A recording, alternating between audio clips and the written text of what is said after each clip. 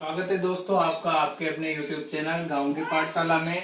इस चैनल पर हमने अभी तक कक्षा 10वीं के चैप्टर नंबर 6 और चैप्टर नंबर 7 कंप्लीट कर लिए। आज चैप्टर नंबर 8 के बारे में जानकारी लेंगे। Chapter number 8 height and distance यानी कि ऊंचाई और दूरी के बारे में जानकारी लेंगे। ऊंचाई और दूरी,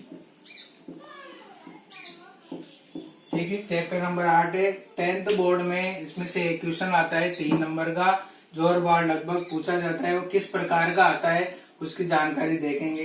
हाइट एंड डिस्टेंस की जानकारी के लिए हमें मुख्य रूप से किन किन बातों की जानकारी होनी चाहिए, तो उसमें पहले नंबर पे दृष्टि रेखा। दृष्टि रेखा क्या होती है कि जब प्रेक्षक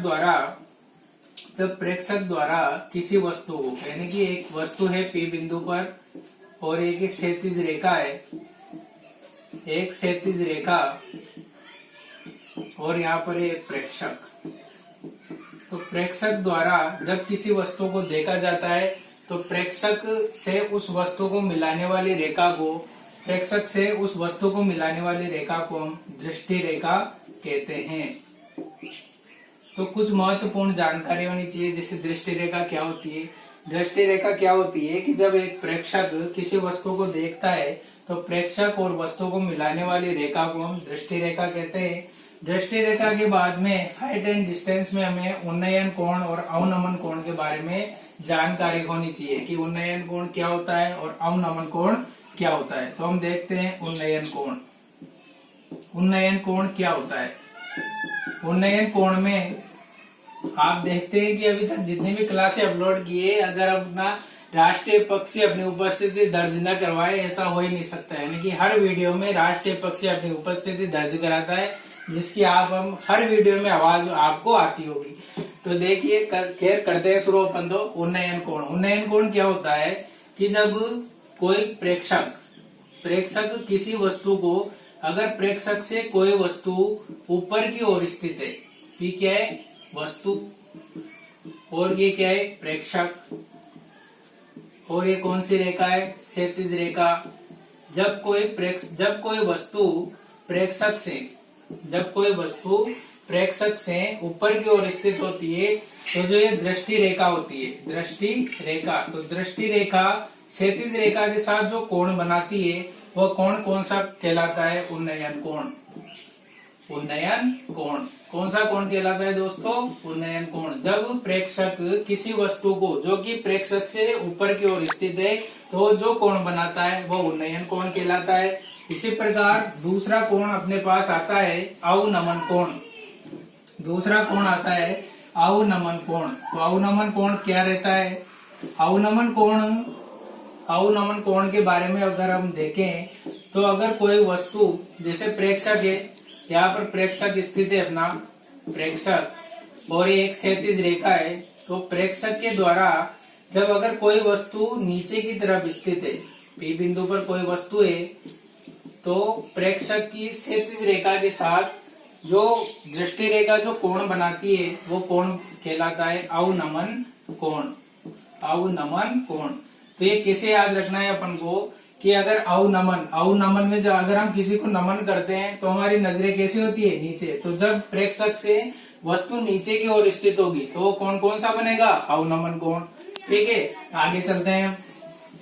तो 3 चीजें देखी हमने। दृष्टि रेखा क्या होती है, उन्नयन कोण क्या होता है और अवनमन कोण क्या होता है। जो मैंने इधर भी लिख रखा है, आप आसानी से समझ सकते हैं कि जब प्रेक्षक से कोई वस्तु ऊपर की ओर स्थित है तो उन्नयन कोण, और जब प्रेक्षक से वस्तु नीचे की ओर स्थित है तो कौन सा कोण रहेगा अवनमन कोण।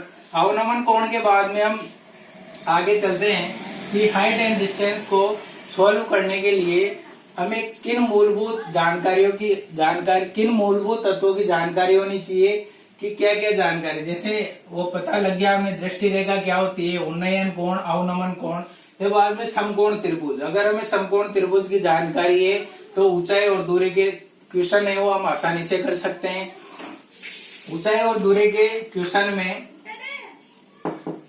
त्रिभुज की जानकारी होनी चाहिए, जिसमें समकोण में कर्ण कौन सी भुजा, लंब क्या रहे और आधार क्या रहे। तो पहली वाली जो त्रिकोणमिति की क्लास थी उसमें हमने बताया था कि एक समकोण त्रिभुज है, 90 डिग्री के सामने वाली भुजा कर्ण रहती है, तो कोण थीटा है, इसके सामने वाली लंब और शेष भुजा आधार होती है।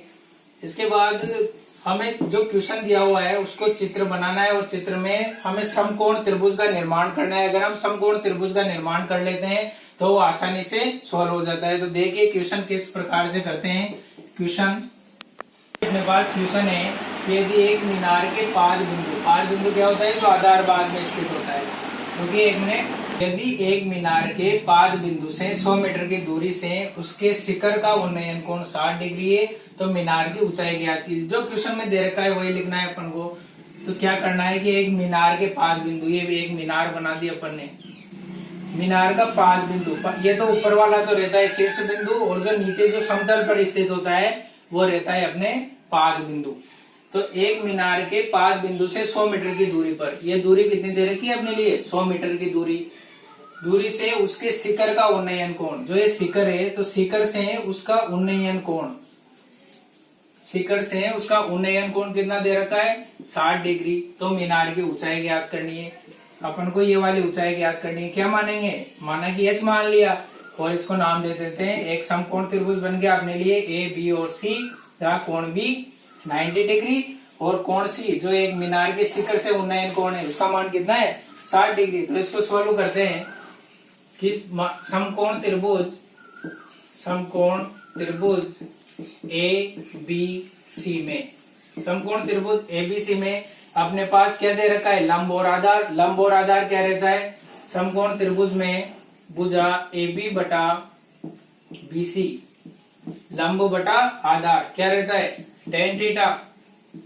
तो इसका मान क्या है, ए बी एच ऊंचाई मान ली और आधार कितना है 100 मीटर और tan थीटा, थीटा का मान 60 डिग्री। तो h बटा 100 बराबर tan 60 का मान √3। तो ऊंचाई कितनी आ गई अपने पास 100√3 मीटर। तो इसकी ऊंचाई कितनी होगी मीनार की, यदि एक मीनार के 5 बिंदु 2 मीटर की दूरी पर कोई बिंदु है और उसका शिखर का उन्नयन कोण 60 डिग्री है तो मीनार की ऊंचाई कितनी आ गई अपने पास 100√3 मीटर। ठीक है। खंभों के शीर्ष जिनकी ऊंचाई 20 मीटर और 14 मीटर है, यानी कि एक खंभा बड़ा और एक छोटा है, एक तार से जुड़े हुए हैं। यदि तार क्षैतिज रेखा के साथ 30 डिग्री का कोण बनाता है तो तार की लंबाई ज्ञात कीजिए।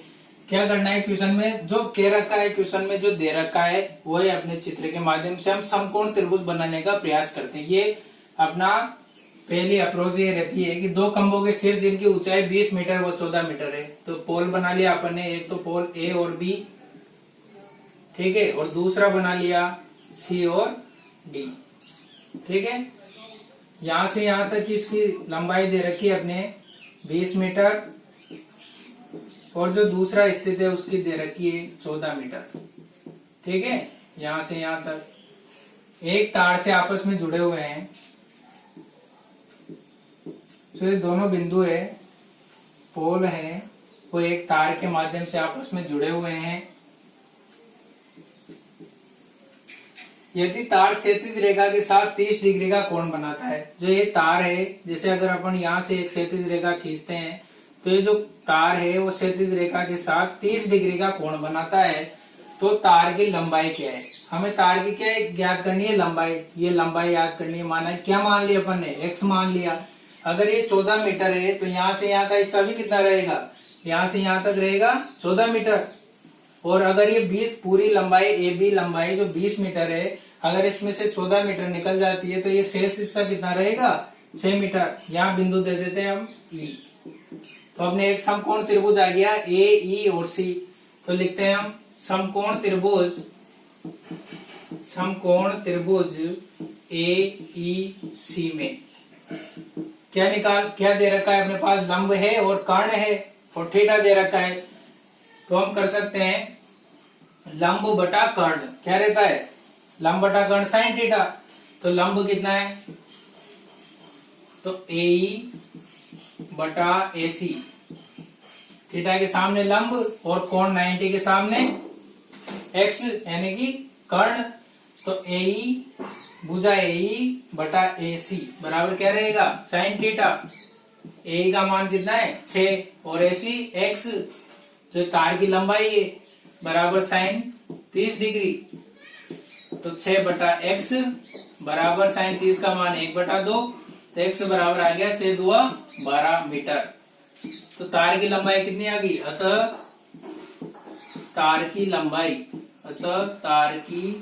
लंबाई बराबर 12 मीटर। ठीक है, आज हमने क्या क्या सीखा? एक तो दृष्टि रेखा क्या होती है, उन्नयन कोण क्या, अवनमन कोण क्या, और दो महत्वपूर्ण क्वेश्चन किए। नेक्स्ट वीडियो में हम जो बोर्ड एग्जाम की दृष्टि से जो उपयोगी क्वेश्चन है वो क्वेश्चन करने का प्रयास करेंगे। आप चैनल से के साथ निरंतर जुड़े रहें और अपनी तैयारी को नई ऊंचाइयों तक ले जाइए। तो मिलते हैं एक नेक्स्ट वीडियो में। जय हिंद, जय भारत, धन्यवाद।